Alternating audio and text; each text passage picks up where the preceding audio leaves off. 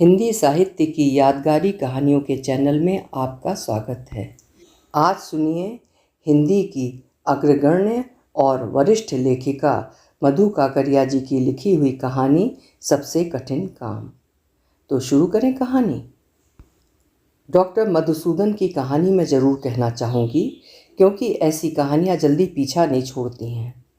वैसे इन दिनों डॉक्टर साहब पर एक अजीब ही भूत सवार है। अक्सर इन दोनों वे ज़िंदगी के सवालों में उलझे रहते हैं।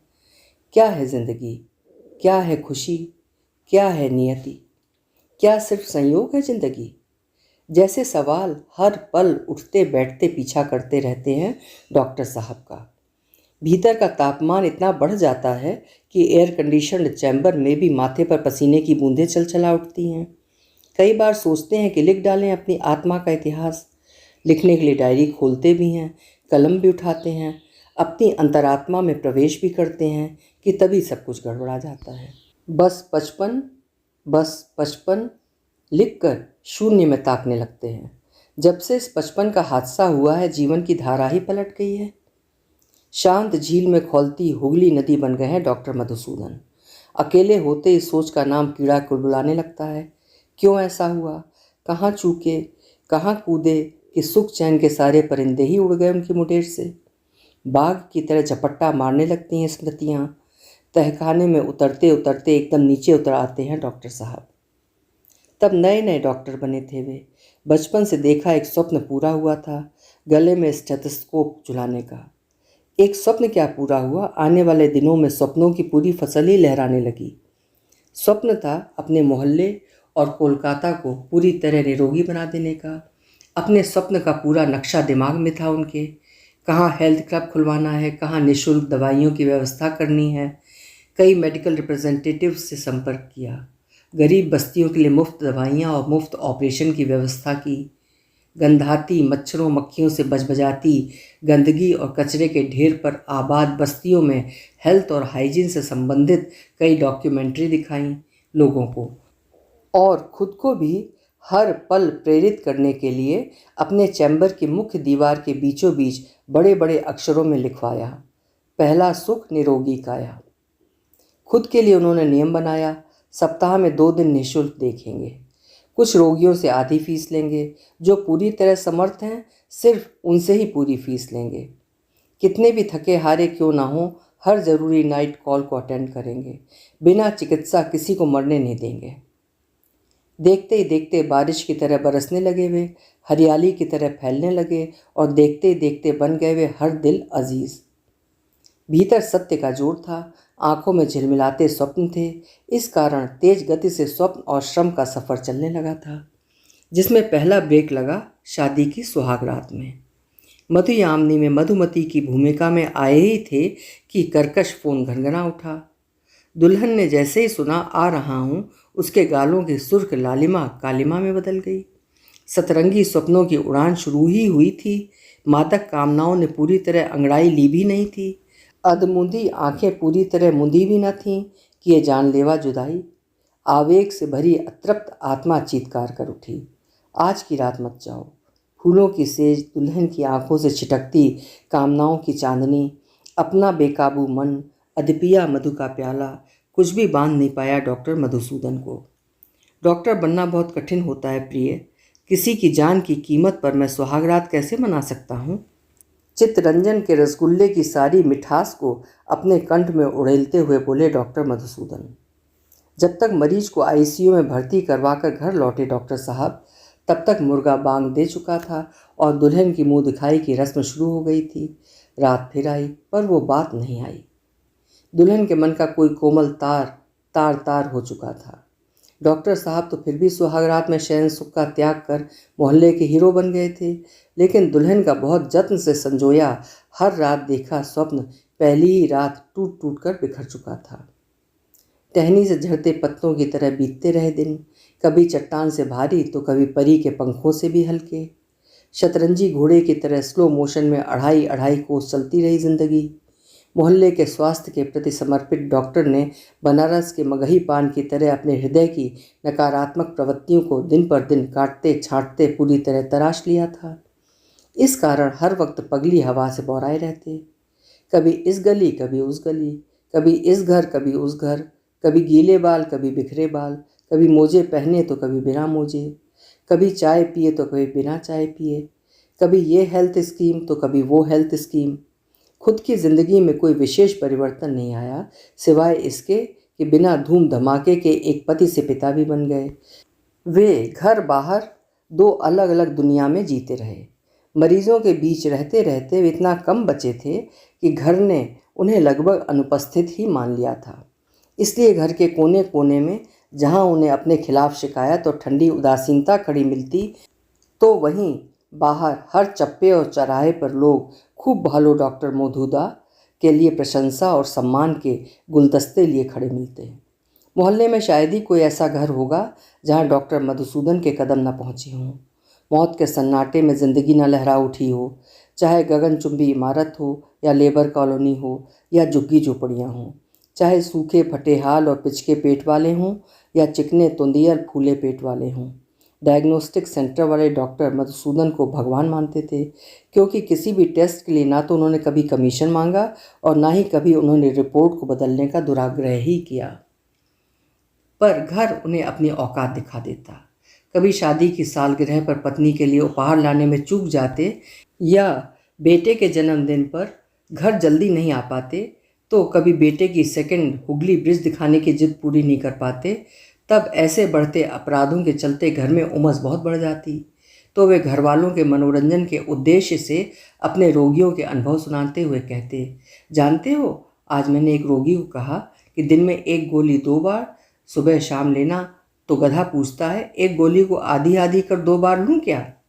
एक रोगी को नींद की गोली दी तो पूछता है कि नींद के पहले लूँ या बाद में लूँ। हा हा हा। लेकिन जब वो देखते कि घर वालों को ना उनमें दिलचस्पी रह गई थी और ना ही उनके रोगियों में, तो कभी वे गांवों में फ्री मेडिकल कैंप लगाने निकल पड़ते, तो कभी पत्नी और बेटे को वही जुमला पकड़ा देते, बहुत कठिन है डॉक्टर बनना। वे इतना डूब कर बोलते इसे कि उनका अंग अंग लय ताल में होता। पत्नी कुढ़ जाती और मुंह फुलाकर नहले पर दहला जड़ देती। उससे भी कठिन है अच्छा पति बनना। माननी पत्नी कुछ दिन मान करती, काश चाबी के गुच्छे की तरह पति को भी पल्लू से बांध कर रख पाती। उन नशीले रंगीन और मादक सपनों को याद कर आंसू बहाती जो उसने फूल तुम्हें भेजा है खत में गाते हुए कॉलेज की सखियों के साथ कभी देखे थे। लेकिन फिर वही घोड़ा वही मैदान। अपने संत से पति को क्षमा कर देती, जैसा भी है पति पूरा का पूरा उसका है, सोचती और ईश्वर से हॉटलाइन जोड़ लेती। दिन बीत रहे थे, टूट टूट कर भी जुड़ जाती लयताल जिंदगी की। मध्यवर्गीय मानसिकता सब कुछ स्वीकार कर लेती है। चाय के प्याले में शक्कर दिन पर दिन कम होती जा रही थी, पर वाणी में डॉक्टर के दिन पर दिन शक्कर घुलती जा रही थी। लेकिन एक मटमैली शाम सचमुच कुछ ऐसा हो गया कि आसमान में उड़ते गरुड़ का ध्यान भटक गया और सारी लयताल बिगड़ गई। ये वो समय था जब इतिहास करवट बदल रहा था।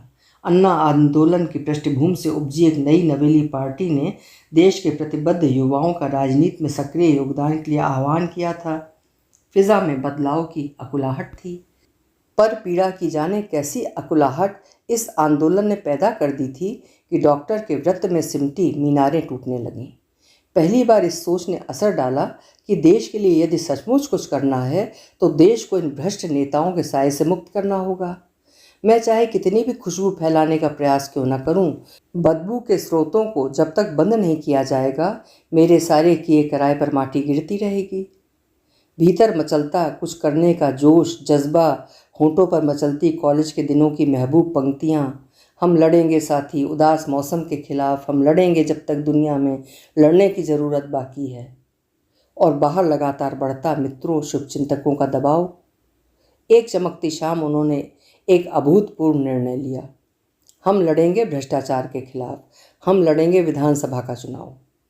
अपने इस निर्णय पर वे खुद भी कम हैरान नहीं थे। उधर जाने कैसे टीएमसी और सीपीएम दोनों मुख्य दलों को खबर लग गई डॉक्टर के चुनाव लड़ने की इच्छा की। दोनों ने ऑफर किया कि वे उनकी पार्टी का प्रतिनिधित्व करें, पर भ्रष्टाचार मुक्त भारत का स्वप्न देखने वाले डॉक्टर ने ठानी कि वे निर्दलीय ही चुनाव लड़ेंगे। वे सचमुच कूद पड़े चुनावी मैदान में, पूरे संकल्प और पवित्रता के साथ। भीतर था सत्य और अपने 30 वर्षीय जीवन के सत्कर्मों की पूंजी का जोर। इस कारण अपनी जीत के प्रति इतने आश्वस्त थे वे कि चुनाव के अत्यंत सरगर्मी के दिनों में भी प्रचार से दूर भागते रहे। मरीजों की उपेक्षा कर चुनावी प्रचार में आस्था नहीं थी उनकी, लिहाजा थोड़ा बहुत प्रचार जो भी किया मित्रों और शुभचिंतकों ने ही किया। मित्र समझाते, आजकल बिना प्रचार, मीडिया की ठकुर सुहाती और विज्ञापन के कुछ नहीं होता। बिना मांगे तो माँ भी रोटी नहीं देती, तो लोग क्यों देंगे तुम्हें वोट। आत्मविश्वास में दिपदिपाते चेहरे पर छलक आई पसीने की बूंदों को पोंछते हुए कहते, 30 साल क्या कम है मेरे विज्ञापन के लिए। कौन सा घर है जहाँ मेरी सेवा नहीं पहुँची। बोलते बोलते गर्व से उनकी नाक फूल जाती। चाय बैंगनी मतलब बैंगन का भाजा खाते मित्र दबी जबान से कहते, जैसी अभी लहर चल रही है मोदी की और जिस प्रकार का आक्रामक प्रचार है उनका, हमें रिस्क नहीं लेना चाहिए। लेकिन डॉक्टर साहब अपनी कड़वी दवा पर अड़े रहते। कहते, सच्चाई को नगाड़ों की ज़रूरत नहीं होती और तैश में आ गई अतपी प्याली छोड़कर निकल पड़ते। सारी खुदाई एक तरफ, डॉक्टर मधुसूदन एक तरफ। और तो और ठीक चुनाव के दिन भी एक इमरजेंसी केस में फंसे रहे और किसी प्रकार दौड़ते भागते दिया अपना वोट। दोस्त, रिश्तेदार, शुभचिंतक आशंकित, लेकिन डॉक्टर साहब पूरी तरह आश्वस्त। उनके दोनों मुख्य प्रतिद्वंदी कुख्यात गुंडे, ऐसे में कौन रोकेगा उनके विजय रथ को। और तो और मतगणना के दिन भी निरासक्त योगी की तरह निकल पड़े रोगियों को देखने। रोगियों को देखते देखते ही हाजमा बिगड़ गया, बीपी खतरे की सीमा छूने लगी। टीवी बोला, मोबाइल बोला, घर बोला कि वे सारे प्रतिद्वंदियों से पीछे चल रहे थे। घर पहुँचे तब तक वो अपनी जमानत जब्त करा चुके थे। उन्हें मिले थे सिर्फ 55 वोट, सिर्फ 55। भीतर कुछ इतनी जोर से टूटा कि उनकी आवाज़ को सारे परिवार ने सुना। झाँव झाँव करते गली के कुत्ते ने सुना। खिन्न और सुन्न डॉक्टर ने इस घटना के बाद अपने को अपने घर में ही कैद कर लिया। वे ना किसी से मिले, ना कुछ बोले, ना किसी को शिकवा शिकायत ही की।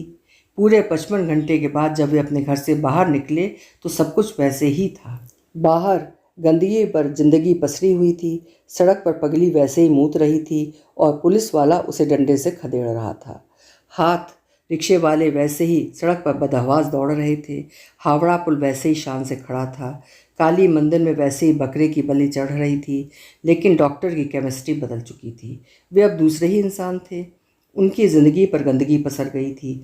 ज़िंदगी में पहली दफ़ा वे फुर्सत के इतने बड़े साम्राज्य में रहे। इस कारण जब वे निकले तो सारे अंतर्द्वंद, ऊहापोह, भीतरी उठापटक, सबसे मुक्त उनका एक नया अवतार ही सामने था। 0 फीस और आधी फीस की सुविधा अब खत्म थी। सबको समान भाव से देखते हुए चैम्बर फीस अब उन्होंने दुगनी कर दी थी। होम विजिट चौगनी थी। पत्नी और परिवार का ख्याल रखते हुए नाइट विजिट उन्होंने ख़त्म कर दी थी। शनिवार और रविवार की मुफ्त सेवाएं भी उन्होंने बंद कर दी थी। जितने भी हेल्थ क्लब उन्होंने चला रखे थे सबसे त्यागपत्र दे दिया था उन्होंने। अपनी अपमानजनक हार का बदला वे अपने भीतर बसे इंसान से चुन चुन कर ले रहे थे। उसे पूरी तरह कुचलने में लगे थे।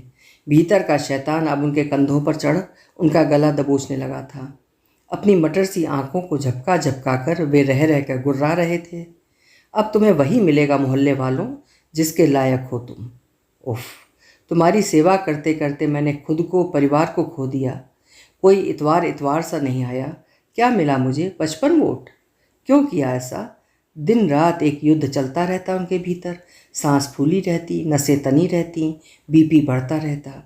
खाली होते ही तन्हाइयाँ सवाल करने लगती उनसे। काश नहीं लड़ा होता उन्होंने ये चुनाव। पर नहीं लड़ते तो पता कैसे चलता लोगों का ये रंग। क्या ऐप था उनमें जो मिला उन्हें ये फरेब। ओह, किस गलत फहमी में धंसे हुए थे वे कि लोग उन्हें फरिश्ता मानते हैं। सारे छिलके उतर गए। हारे भी तो किससे? एक गुंडे से। और कैसी शर्मनाक हार। धीरे धीरे वे एक चुप्पी में तब्दील होते जा रहे थे। कोई नमस्कार भी करता तो उसे घूरते और सोचते, जिन 55 लोगों ने वोट दिया उन्हें, क्या उसमें से होगा वो भी। उन्हीं दौड़ते भागते दिनों में मुझे ज़रूरत पड़ गई थी डॉक्टर साहब की मदद की। हमारे पड़ोसी की 4 साल की लड़की को एकाएक डायरिया हो गया था। कई बार पड़ोसी ने फ़ोन किया था। कुछ खास परिवारों को डॉक्टर साहब ने अपनी लिस्ट से बाहर कर दिया था कि किसी भी हालात में वे उन्हें अपनी सेवाएं नहीं देंगे।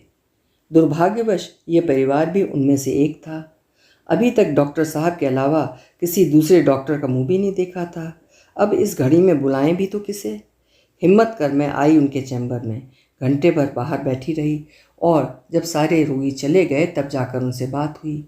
थके थके, उदास और हारे हारे से डॉक्टर साहब के चैम्बर में जब मैं घुसी तो एक बार तो उन्होंने मुझे भी रोगी ही समझा। मैंने अपने आने का मकसद बताया और गुजारिश की, गुड़िया की हालत गंभीर है, आपको चलना होगा। डॉक्टर साहब ने डायरी दिखाई। कुछ पल सोचते रहे, फिर हथौड़ी सी गहरी उनकी आवाज़ गूंजी, पारो ना, आमिर खूब व्यस्त, अर्थात नहीं जा सकूँगा, मैं बहुत व्यस्त हूँ। देखो 1 घंटा भी खाली नहीं हूँ, कैसे जाऊँ? मैंने दोबारा गुजारिश की तो वह चिढ़ गए। अजीब व बेबस निगाहों से घूरा मुझे। टेबल पर रखे गिलास से कुछ घूंट कट के रह रह कर एक वहशी हरी कौन से चमक रही थीं उनकी गहरी काली आंखें। कट कट कर कुछ शब्द गिर रहे थे उनके मुंह से। अमार छाड़े तो अनेक डॉक्टर आछे उना के डेके ना हो, अर्थात मेरे अलावा भी तो ढेरों डॉक्टर हैं, बुला लो उनको। मैंने हिम्मत कर फिर जिद की, मैं आपको लेकर ही जाऊंगी। वे बोले कुछ नहीं। उनके चेहरे पर पल भर के लिए तकलीफ और दर्द उभरे, लेकिन दूसरे पल उनकी आंखों में कांटे उगने लगे। समझ गई ये डॉक्टर नहीं, उनका प्रतिशोध बोल रहा है। कहना चाहती थी, डॉक्टर साहब किसकी गलती की सज़ा आप किसको दे रहे हैं? तभी डॉक्टर साहब ने नाक तक खिसकाए चश्मे को ऊपर उठाते और कुढ़ते हुए कहा, उफ, बहुत कठिन है डॉक्टर बनना। और मैं सोच रही थी कि कितना कठिन है इंसान बनना। अभी आप सुन रहे थे मधु काकड़िया जी की लिखी हुई कहानी सबसे कठिन काम। आशा है कि कहानी आपको ज़रूर पसंद आई होगी। आपसे अनुरोध है कि अगर आप मेरे नियमित श्रोता हैं या कभी कभार मुझको सुनते हैं या फिर आज पहली बार सुन रहे हैं तो भी मेरे चैनल्स को सब्सक्राइब ज़रूर करिएगा। वो मेरे लिए एक उपलब्धि होगी, मेरे लिए खुशी होगी। आपको बहुत बहुत धन्यवाद। कल मिलेंगे फिर किसी उम्दा कहानी के साथ। आपका समय शुभ हो।